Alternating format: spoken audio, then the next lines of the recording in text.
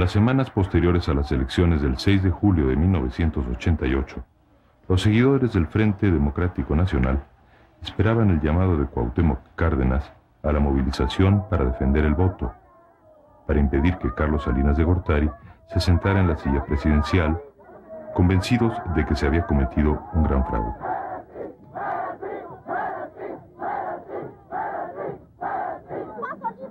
La respuesta de Cárdenas a esta explosión popular fue evitar una confrontación violenta con el régimen y convocar a la creación de un partido para encauzar la lucha política por la vía pacífica. El PRD surgió como resultado de distintas fuerzas sociales que decidieron sumarse a un mismo proyecto político. Por un lado, toda la gama de las izquierdas que superaron el sectarismo y la fragmentación en que habían vivido, y por el otro un grupo de priistas que creían en las luchas sociales y que rechazaron el autoritarismo y la disciplina partidaria. El gobierno de Miguel de la Madrid comenzó a sustituir el viejo modelo de desarrollo por una política económica de libre mercado. Un grupo de economistas formados en universidades de Estados Unidos, conocidos como los tecnócratas, ocuparon rápidamente posiciones clave en el aparato gubernamental, desplazando a parte de los cuadros tradicionales del PRI. Los disidentes priistas percibieron que de la Madrid heredaría el poder a los tecnócratas. A mediados de 1986 tomaron el nombre de Corriente Democrática y comenzaron a dar la batalla por la candidatura presidencial. Bueno, lo que planteaba la Corriente Democrática era recuperar un rumbo en cuanto a una política económica que tomara en cuenta los problemas de la gente, que fuera a mejorar educación, a mejorar salario, abrir oportunidades de empleo, etc. Y por otro lado planteaba lo que llevó a la confrontación directa y finalmente al rompimiento, que era el que las decisiones del partido oficial, del PRI, para designar a sus candidatos, se tomaran de acuerdo a lo previsto en los estatutos, esto es, con procedimientos democráticos. Esto nos llevó a un enfrentamiento directo con el presidente de la República, con Miguel de la Madrid. Los miembros de la corriente plantearon que su lucha sería al interior del Partido Revolucionario Institucional, pero el presidente y la dirigencia le cerraron los espacios de diálogo y en la 13ª Asamblea Ordinaria la hostilidad hacia los disidentes fue abierta. Y el día de la inauguración, bueno, se insultaron, ¿no? Dijeron que éramos una quinta columna, nos mayoritearon y nos zarandearon, nos condenaron públicamente y nosotros tomamos la decisión de seguir adelante. Jorge de la Vega, presidente del PRI, acusó a la corriente de querer escindir al partido y los invitó a abandonarlo. El Comité Ejecutivo Nacional declaró que Cárdenas dejaba de colaborar en el PRI. Sin embargo, el hijo del general Cárdenas reafirmó su militancia priista y Muñoz Ledo hizo un llamado a defender la dignidad del partido. Hacer un movimiento en las calles en favor de la convocatoria de elección a la presidencia. Hicimos una manifestación de más de 30,000 gentes sobre un monumento a la revolución. Íbamos a ir a la oficina del PRI. La rodearon de halcones y de granaderos y de jaguares para que no pasáramos. Entonces la gente protestó y ahí decidimos que nosotros lanzaríamos candidato a la presidencia, fuese dentro del PRI o fuera. El 3 de julio de 1987, en el jardín de la casa del general Lázaro Cárdenas, en la Ciudad de México, Cuauhtémoc Cárdenas dio inicio formal a su campaña como precandidato del PRI a la presidencia. Al margen de los reclamos de democracia interna, de la Madrid designó a su sucesor a la manera tradicional. El 4 de octubre, el PRI postuló a Carlos Salinas de Gortari y la maquinaria del partido se puso en marcha. Una semana después, Cárdenas fue postulado a la presidencia por el Partido Auténtico de la Revolución Mexicana.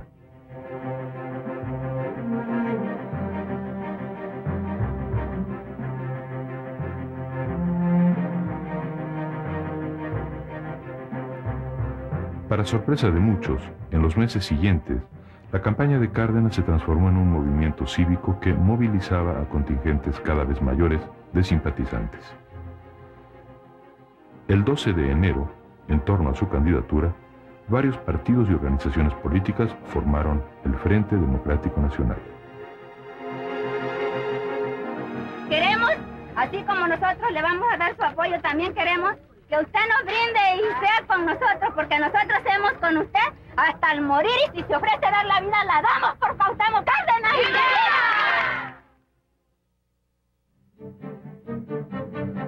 Durante varias décadas, la izquierda partidaria estuvo representada por el Partido Comunista Mexicano, un partido pequeño y marcadamente sectario que aspiraba a implantar en México un Estado socialista, pero que en los hechos gastaba más energías en mantener la pureza ideológica y en expulsar a quienes no la compartían. Siguiendo una recomendación del Partido Comunista de la Unión Soviética, el PC mexicano colabora con el gobierno del general Cárdenas y sus políticas nacionalistas. Los postulados y acciones del partido se acercan entonces a los del sindicalismo oficial que dirigía el líder de izquierda, Vicente Lombardo Toledano. En 1948, el presidente Miguel Alemán canceló el registro del Partido Comunista y encarceló a sus principales dirigentes. A partir de entonces, los comunistas tuvieron que luchar desde la semiclandestinidad. El gobierno asociaba los movimientos de descontento social a la agitación comunista. En algunos casos tenía razón.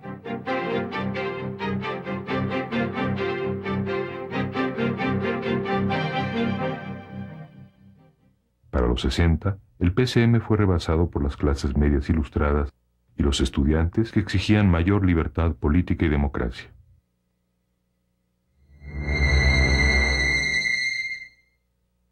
La intransigencia del gobierno fue creciendo hasta que alcanzó su momento más brutal en el movimiento estudiantil de 1968. Después del 2 de octubre, para muchísimos sectores de los estudiantes y de los profesores, la lucha legal en México estaba cerrada. Hubo un grupo de compañeros nuestros, de Nuevo León, de Jalisco, de Sinaloa, de Sonora, que decidieron tomar las armas.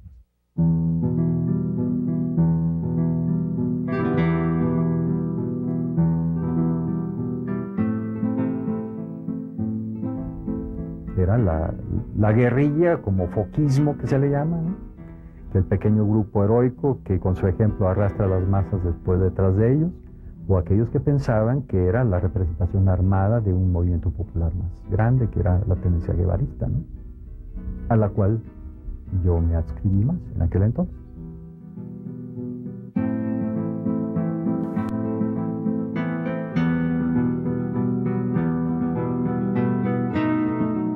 A partir de ese momento, los grupos de izquierda se multiplicaron, tanto los que eligieron la vía armada como los que optaron por el trabajo político de base. El Partido Comunista Mexicano repudió la invasión de la Unión Soviética a Checoslovaquia en 1968 y sus dirigentes comenzaron a distanciarse del socialismo soviético. A mediados de los 70, cambiaron el concepto dictadura del proletariado por el de poder democrático obrero. Y muchos se extrañaban de que nosotros comunistas, ¿no?, estuviéramos desarrollando ese tipo de construcción política. Pero aquí se necesita la reforma democrática de fondo, que todo mundo disponga de sus plenos derechos. Una vez que el Partido Comunista optó por la lucha democrática y el movimiento guerrillero fue aniquilado, dio comienzo un lento proceso de unificación en las fuerzas de izquierda. Se empezó entonces a privilegiar la lucha electoral en vez de la revolución como vía para la transformación de la sociedad. El gobierno de López Portillo entendió la conveniencia de abrir espacios a la oposición y realizó una reforma política en 1977 que permitió 2 años después la llegada de los primeros diputados comunistas al Congreso. La izquierda partidaria comenzó a dejar atrás el sectarismo y decidió formar un frente común en 1981. El Partido Comunista desaparece.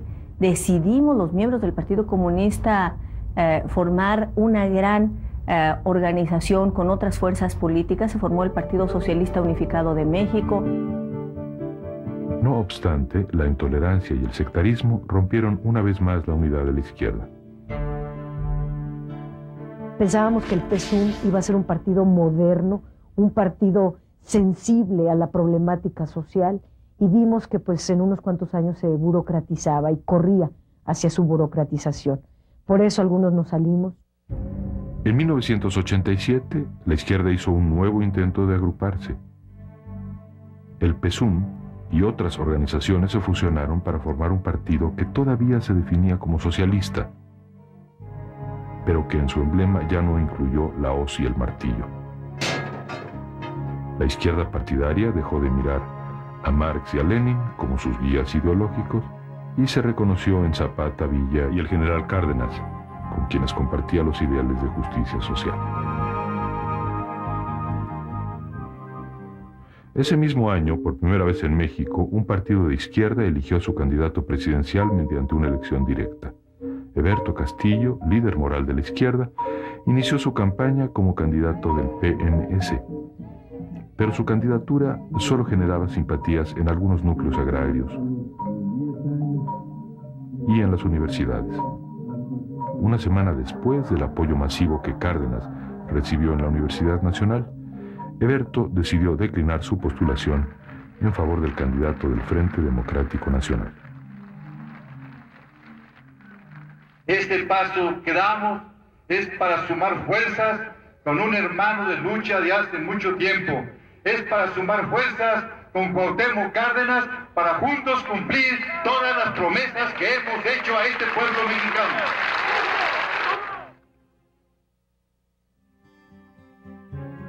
Desde mediados de los 70, sectores excluidos de las políticas de desarrollo comenzaron a gestar movimientos sociales independientes y combativos. Estos grupos rompieron con la rigidez ideológica de la izquierda partidaria y las tácticas del manual revolucionario y se concentraron en la lucha por resolver problemas cotidianos: vivienda, democracia sindical, tenencia de la tierra. La izquierda social cobró forma en las coordinadoras de masas, los sindicatos independientes y los grandes frentes de organizaciones populares. Estas organizaciones tomaban sus decisiones por consenso, empeñadas en mantener su autonomía frente a los partidos y al gobierno. En algunos casos, llegaron a ser una especie de territorios libres. Hasta mediados de los 80, los movimientos sociales se asentaban en la periferia de la capital del país y en los cordones de miseria de la zona conurbada. En el ambiente del centro de la ciudad era impresionante. Nosotros nos la pasábamos una semana trabajando para la posibilidad de hacer una asamblea en una vecindad, y al final que hacíamos la asamblea nunca faltaba alguien que pidiera la palabra y decía: ¿pero qué estamos haciendo aquí? Vamos a pedirle a nuestro diputado del PRI o vamos a la delegación, porque el PRI era hegemónico en las vecindades de la ciudad. No se movía ni el aire.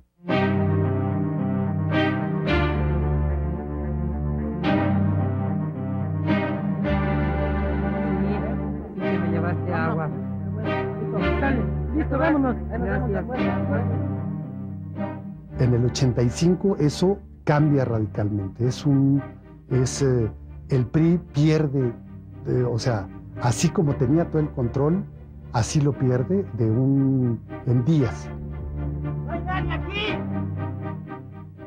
La primera semana hay una clara sensación en la ciudad de que el gobierno no está.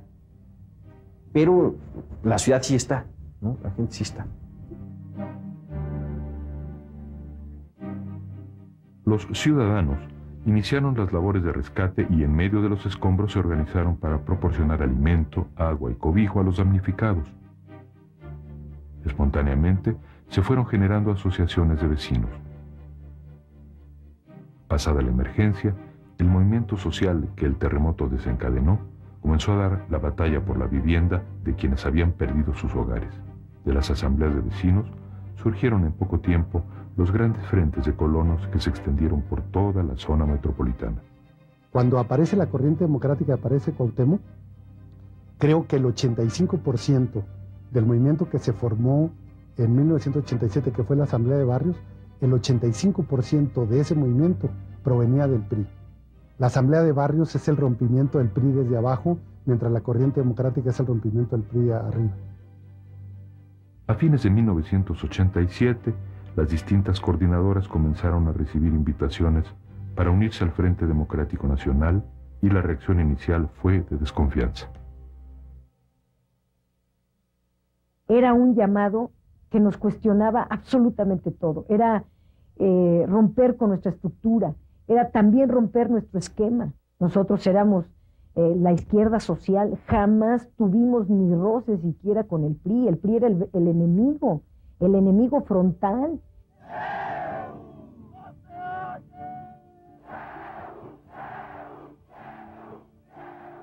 Muchos de los universitarios que en 1985 participaron en las labores de rescate tomaron parte un año después en el movimiento estudiantil que detuvo las reformas que el rector Jorge Carpizo proponía para la Universidad Nacional. Ahí hay una parte también de la izquierda que no es partidaria, que es una izquierda social y que es una izquierda democrática, que toma las decisiones en las asambleas de las escuelas, que toma las decisiones por mayoría a través de un debate, ¿no? Ejerciendo una práctica que no tenían los partidos de izquierda. Los estudiantes percibían un paralelismo entre su lucha al interior de la UNAM y la que libraba la corriente democrática en el PRI. Los universitarios comenzaron a reunirse con los dirigentes de la corriente democrática, aunque tradicionalmente recelosos del gobierno, veían con escepticismo a los disidentes priistas.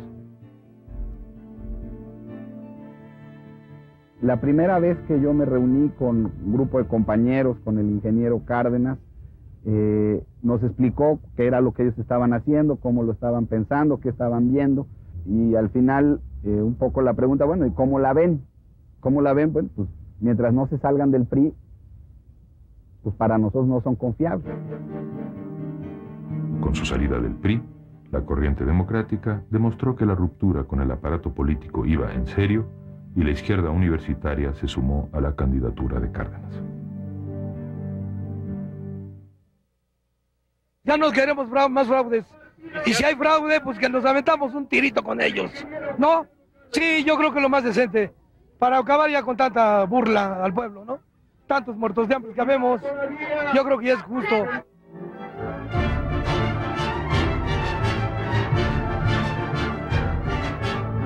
El 6 de julio, los mexicanos acudieron masivamente a las urnas. Por primera vez en la historia, sufragó el 85% de los empadronados. Los resultados oficiales preliminares favorecían a Cárdenas. De pronto, Manuel Bartlett, secretario de Gobernación, detuvo el flujo de información argumentando que el sistema de cómputo se había caído. Cuando se reinició la divulgación de las cifras sobre la elección, la tendencia favorecía al aspirante del PRI.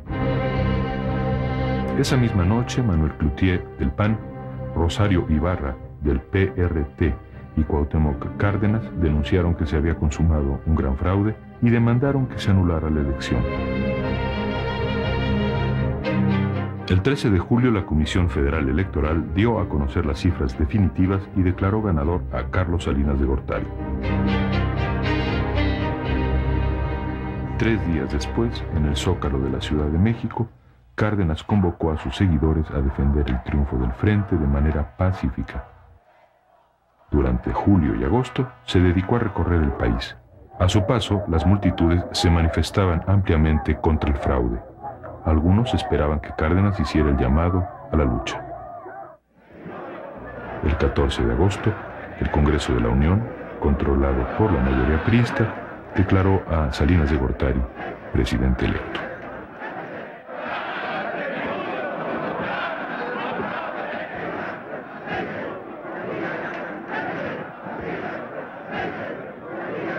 Yo sentía un gran dolor. Yo fui miembro del colegio electoral que debía calificar esas elecciones y sentíamos una impotencia absoluta para poder hacer valer nuestro derecho a conocer lo que había pasado.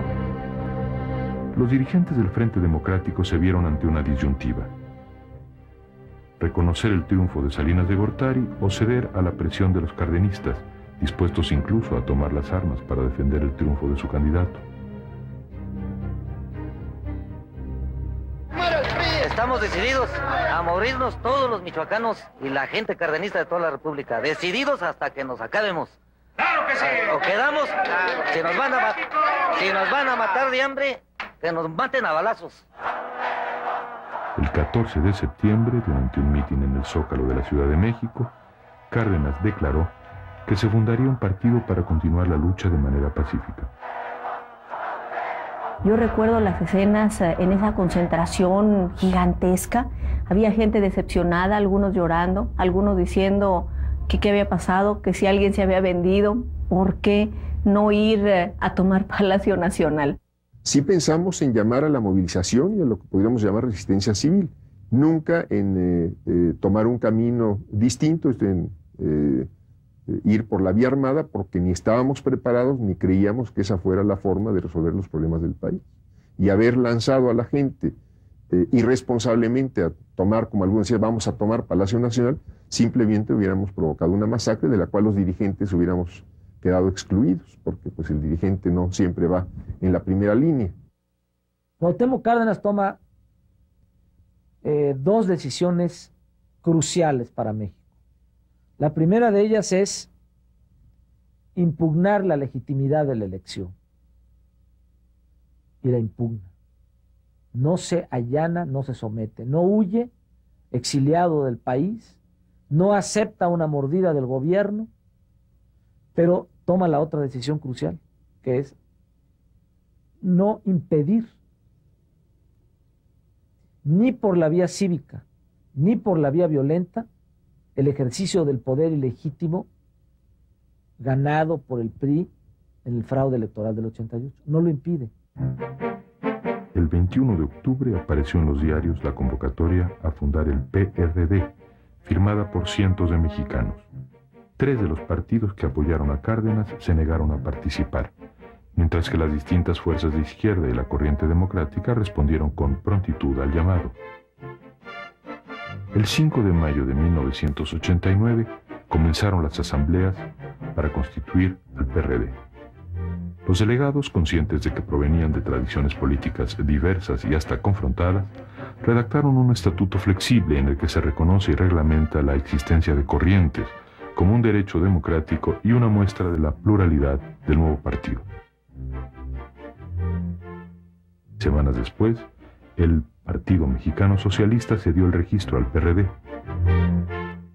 En 1989, el mismo año en que cayó el muro de Berlín, desapareció en México el último partido que se definía como socialista y surgió un partido que era más un frente, un conglomerado de organizaciones unificadas en torno a Cárdenas. Cuauhtémoc concilia y unifica. Y eso hace posible al PRD. Si no hubiera sido porque Cuauhtémoc estaba ahí cumpliendo ese rol, se destrozan y nunca se ponen de acuerdo para constituir ese partido.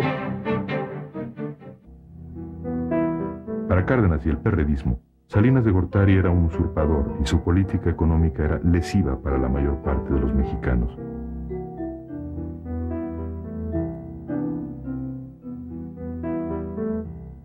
Oponerse sin tregua al salinismo se volvió la razón de ser del PRD. No reconocemos su legitimidad, si no tuvo nunca legitimidad democrática, pero no podíamos desconocer que estaba ejerciendo el poder y no tuvimos capacidad para sacarlo del poder. Esto fue muy claro, si lo hubiéramos podido echar, lo hubiéramos echado. Por su parte, Salinas se empeñó en impedir la consolidación del PRD, cerrándole por todos los medios el acceso al poder. Y esto implicaba pues la destrucción del PRD.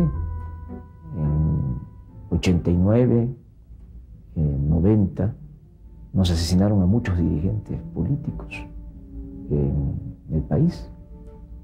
En general, en el sexenio de Salinas, perdieron la vida más de 400 militantes y dirigentes del PRD. Incluso en los medios de comunicación no existía el PRD, estaban totalmente cerrados. Las imágenes que aparecían en la televisión del PRD eran de campesinos con garrotes. Era la idea de proyectar una imagen de partido violento. Enfrascados en discusiones y pugnas internas, aferrados a la movilización popular como forma de lucha, los perredistas parecían confirmar, para una parte de la población, la imagen que de ellos proyectaba el régimen salinista. Sí había un ambiente de confrontación, de lucha por el territorio muy salvaje, ¿no? El perredismo fue creciendo y consolidándose en algunas zonas a sangre y fuego, o sea, con movilizaciones, con tomas de palacios municipales, yendo a elecciones donde el fraude era recurrente y teníamos que ir a plantones muy prolongados, de mucho desgaste y todo eso. Al mismo tiempo, Salinas empezó a crear una amplia base de apoyo popular gracias al Programa Nacional de Solidaridad. Solidaridad, unidos para progresar. Algunos dirigentes no compartían la postura intransigente. Opinaban que se debía reconocer al gobierno de Salinas y negociar con él. Consideraban que mantener la línea de confrontación había significado dejar de lado la tarea de construir al partido.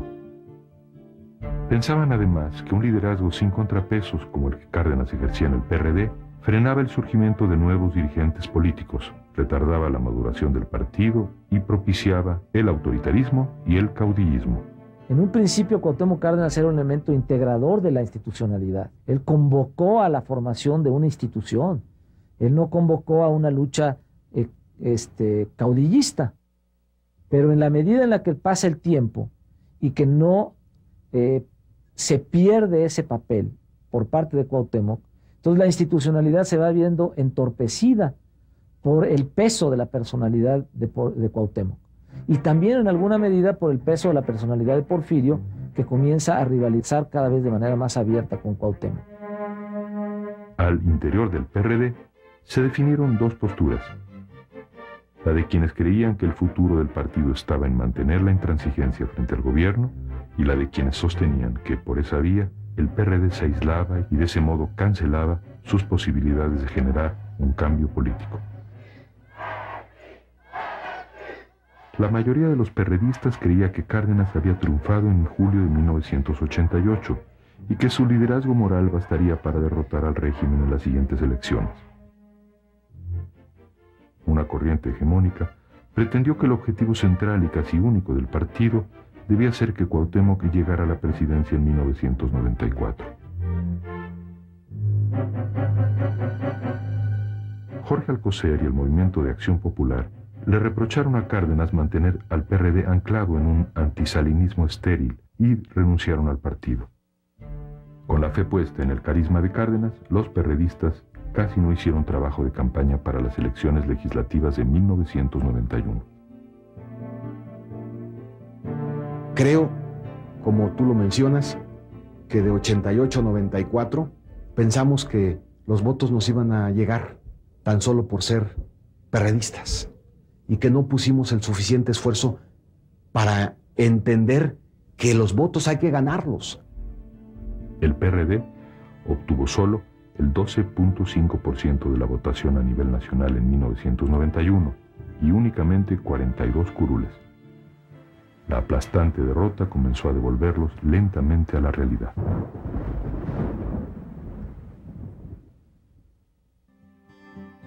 A partir de 1992, surgieron nuevas corrientes al interior del PRD, que también fueron un obstáculo para la democracia interna y para el desarrollo del partido.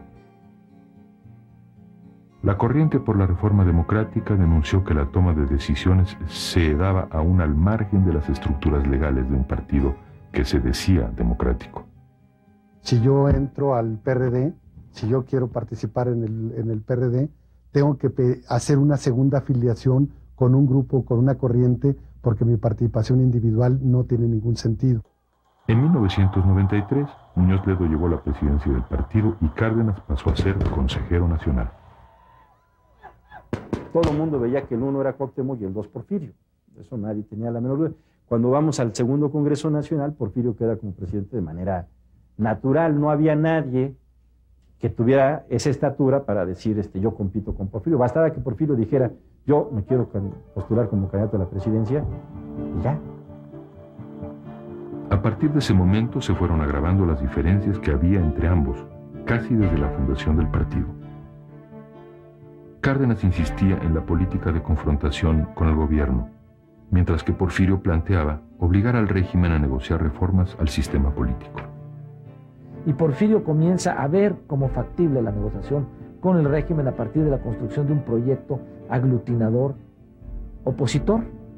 No es una concertación, no es por una gobernatura, es por la reforma a las leyes, por la creación de las instituciones electorales independientes y transparentes.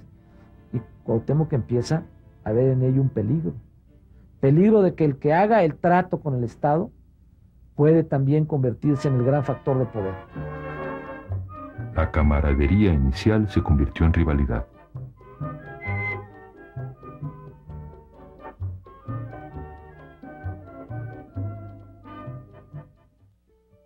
Muñoz Ledo buscó entonces revitalizar al PRD. Comenzó negociaciones con los demás partidos y el gobierno en busca de una reforma integral del Estado mexicano.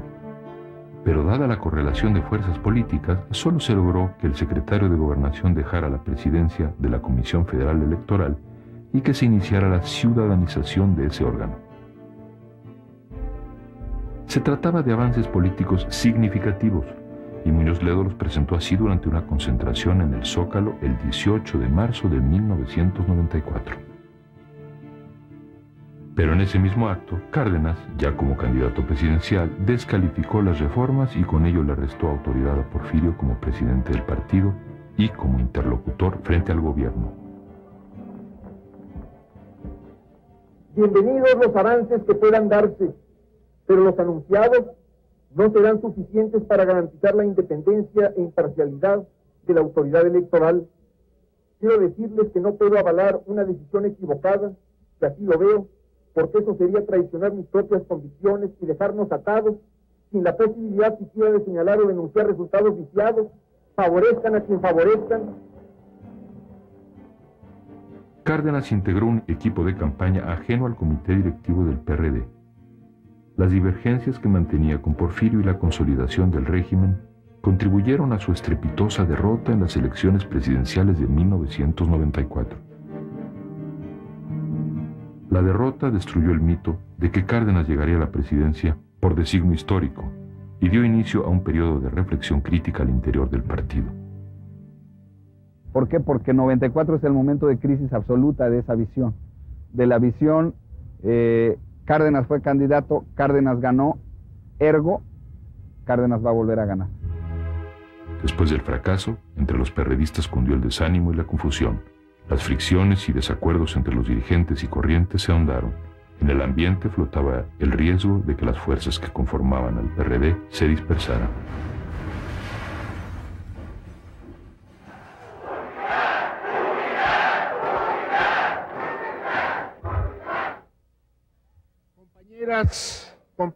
Compañeros, yo no creo que nuestro partido vaya en ningún momento a dividirse en este Congreso.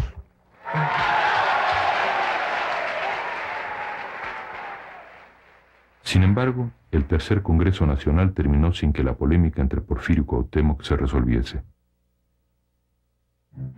De hecho, durante el proceso para renovar la dirigencia nacional del PRD, en agosto de 96, fue evidente que Cárdenas y Muñoz Ledo seguían luchando por la hegemonía dentro del partido y por la línea que éste debía seguir.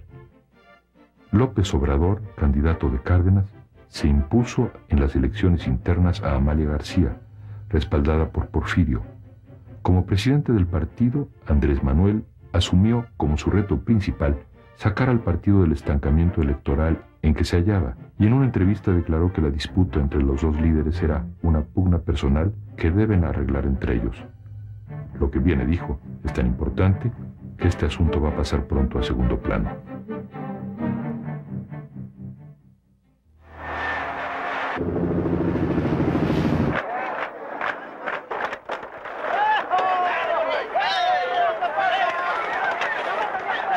López Obrador percibió que había llegado el momento de que el PRD abandonara su papel de partido de oposición beligerante y pasara a la ofensiva en busca del poder. Salinas no solo tenía un proyecto económico distinto, este proyecto económico neoliberal, sino también tenía un proyecto político. Él quería establecer un sistema político bipartidista y lo podían lograr si el PRD se seguía hundiendo en lo electoral. Entonces opté por la eficacia electoral, por sacar al partido rápido adelante en lo electoral, ponerlo de nuevo en escena, en romper el bipartidismo, en decir, aquí estamos. La estrategia de López Obrador incluía hacer periódicamente encuestas de opinión a nivel nacional y una campaña en los medios con el fin de mejorar la imagen del partido. Además, redujo las pugnas internas mediante un acuerdo entre los cuadros medios y la dirección nacional del PRD de ceñirse a las normas del partido. El entorno general del país propendía ya a la democracia. El gobierno de Ernesto Zedillo, por su parte, la alentaba. En las elecciones legislativas del 97, el PRD incluyó por primera vez a candidatos externos en sus listas de diputados y senadores. La estrategia perredista comenzó a rendir frutos. Creció el partido como nunca. Nos fuimos a más de 300 municipios. Gobernábamos a 4 millones de mexicanos, pasamos a 22 millones. Se ganó la capital. Desplazamos al PAN como segunda fuerza política en la Cámara y quedó el partido bien posicionado. En agosto de 97, el PRD arrasó en las elecciones del Distrito Federal, ganó la mayoría absoluta en la Asamblea Legislativa y Cárdenas fue elegido como jefe de gobierno con el 48% de los votos.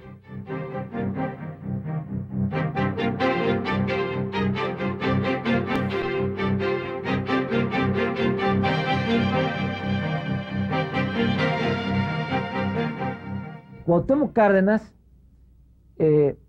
tiene ya un papel en la historia de México, como el hacedor del camino de la democracia. Las corrientes se fueron diluyendo en la medida en que el PRD avanzaba electoralmente. Los intereses de grupo fueron dando paso a una mayor cohesión del partido. Por otro lado, el partido ahondó la política de alianzas, sobre todo postulando a expriistas, lo que le permitió ganar algunas gubernaturas. En marzo de 99, sin embargo, el PRD celebró elecciones para renovar la presidencia del partido. La votación fue cerrada, pero se denunciaron numerosas irregularidades en el proceso. El comité ejecutivo tomó la decisión de declarar anulados los comicios y llamar a una segunda votación, pero el daño estaba hecho. Imagínense que nosotros tratamos de ocultar las irregularidades y decimos no pasó nada, ganó Jesús o ganó Amalia en la primera elección, pues con qué autoridad moral, con qué cara íbamos nosotros a pedir legalidad electoral. Una vez que Cuauhtémoc fue designado candidato presidencial para las elecciones del 2000, Porfirio Muñoz Ledo abandonó definitivamente al PRD. Ese fue el desenlace de una compleja, conflictiva relación. Amor perdido, no es necesario que cuando tú pases. Pese a sus tropiezos y a la hostilidad del sistema, lo cierto es que el PRD ha jugado un papel importante en la democratización del país. En sus 10 años de vida, ha dado representación política a una amplia franja de la población que no se sentía representada ni por el PRI ni por el PAN. Indiscutiblemente que uno de los aportes del PRD y que vale la pena en términos de sistema político preservar es el carácter de una opción de centro-izquierda, y más aún en un mundo que se mueve de una manera muy acelerada hacia la derecha, y en un país que tiene los rezagos enormes, la marginación brutal, la enorme inequidad en la distribución del ingreso, y que necesita a una fuerza política que esté reclamando el acento social a las políticas públicas. Pero si estamos bien posicionados, si la gente nos identifica como defensores del salario, como defensores de la seguridad social, como defensores del empleo, como defensores del impulso a las actividades productivas, como defensores de la industria eléctrica, del petróleo. Si nos posicionamos bien, sin zigzagueos, si nos anclamos en la izquierda, va a haber partido para mucho tiempo.